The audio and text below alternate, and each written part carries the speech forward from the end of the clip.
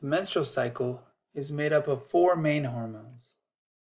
The first hormone is the follicle stimulating hormone, also known as FSH, the luteinizing hormone, LH, estrogen, and progesterone.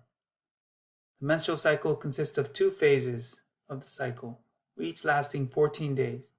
The first phase is known as the follicular phase, and the second phase is known as the luteal phase.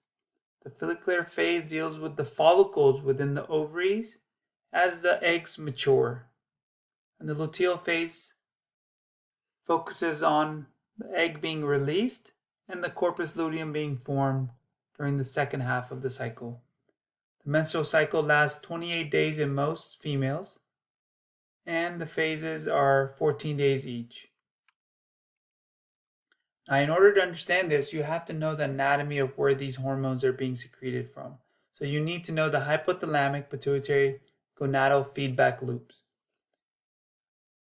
The first organ that the hormones are released are from the hypothalamus, which is located in the brain, right around in this area. And they release a hormone called GnRH, gonadotropin releasing hormone.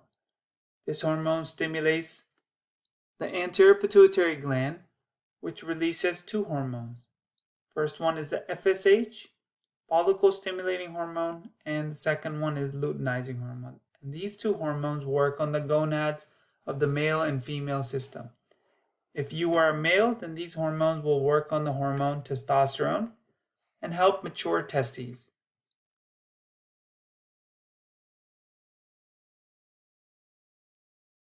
Now, the second gonad, which we're going to primarily focus on, is the ovaries. And these hormones we're going to play a major role in estrogen and progesterone. So when we're talking about the cycle, estrogen and progesterone are what help the egg get mature, and the progesterone helps the lining of the uterine get ready for pregnancy through the corpus luteum. So as these two levels increase from GnRH stimulating FSH and LH, these two levels to get the cycle started, what they do is they send a negative feedback loop to the anterior pituitary gland to shut these two hormones down, and then they also send a signal to the hypothalamus to shut this system down. And that's because once a cycle starts, you don't want multiple cycles starting up again. So as these two levels increase, they send negative feedback loops to shut off the system. Now, if these two levels drop off and no fertilization occurs, then the drop in these two levels will cause this system to increase here and at the hypothalamus to start the system all over again for a new cycle.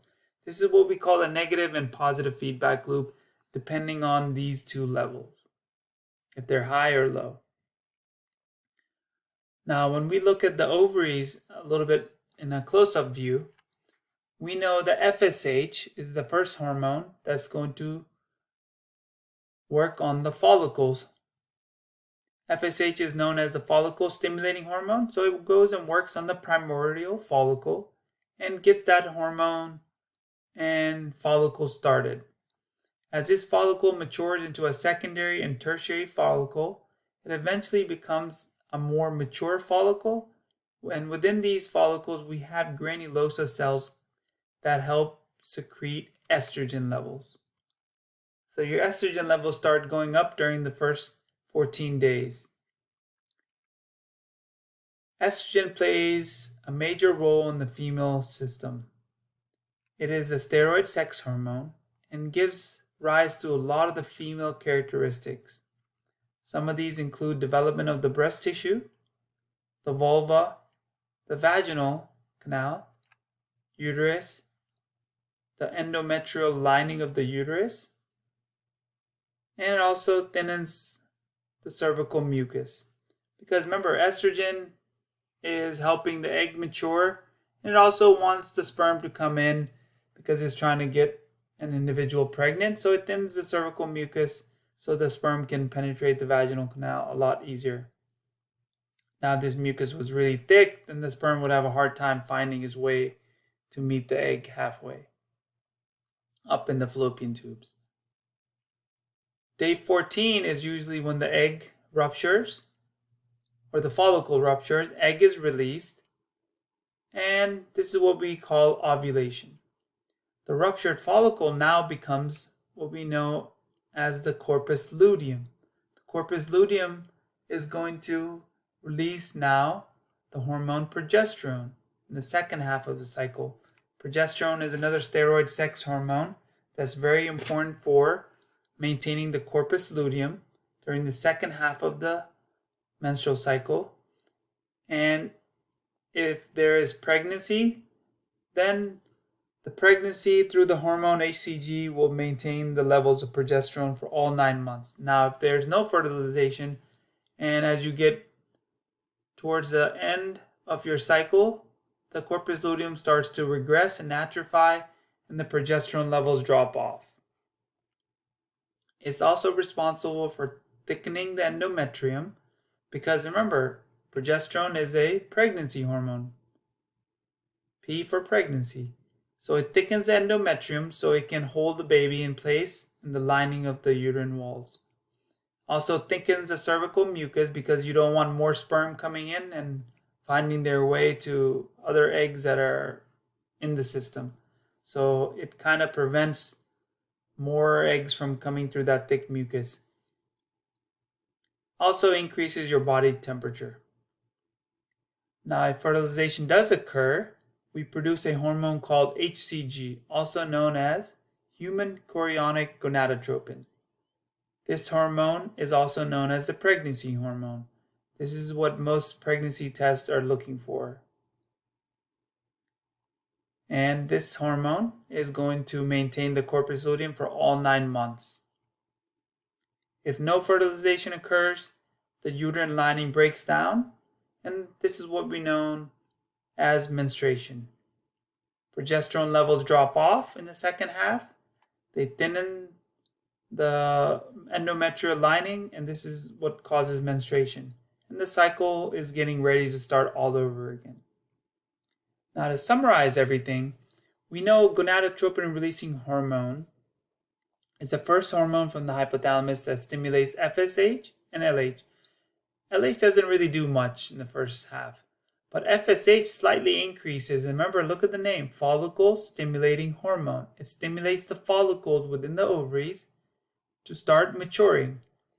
And as they start to get a little bit bigger and bigger, it gets to a point where there are cells within the follicles that are called granulosa cells that secrete estrogen. Now, the estrogen is also going to play a role with egg maturation. So if you look down here, estrogen levels start to take off as the egg gets more mature. As estrogen levels get to a point where they really mature, the egg matures as well too. Egg is going to mature within the follicle, and the follicle has nothing else to do but to rupture. So right before it ruptures, you have a LH spike. This is called the LH surge, and you get a little slight surge of FSH also too. So the LH surge causes the egg to release from the follicle, and what happens is now this egg goes down the fallopian tube and is looking for a sperm. Now it's important to look at the ruptured follicle right here. You can see now the ruptured follicle becomes the corpus luteum. You can see in the first half of the cycle, progesterone levels were really low, but they spike up during the second half of the cycle, and that's because of the progesterone being maintained and produced by the corpus luteum in the second half of the luteal phase. So the corpus luteum maintains progesterone levels, and if pregnancy occurs, this progesterone levels will be maintained all the way through for 9 months.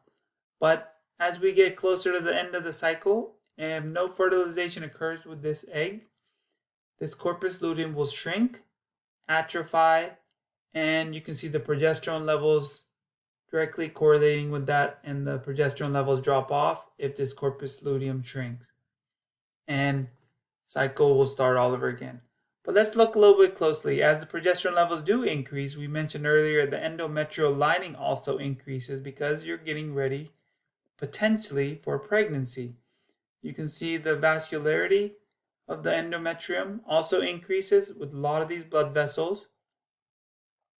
And the tissue itself increases, getting ready for pregnancy. If it does occur, it can hold the pregnancy and the baby within the endometrial walls of the uterus.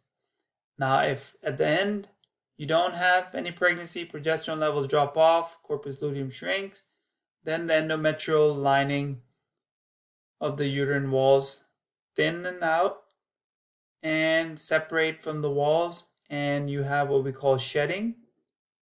And this is what we know as menstruation or menses. This usually lasts about the first 7 to 8 days.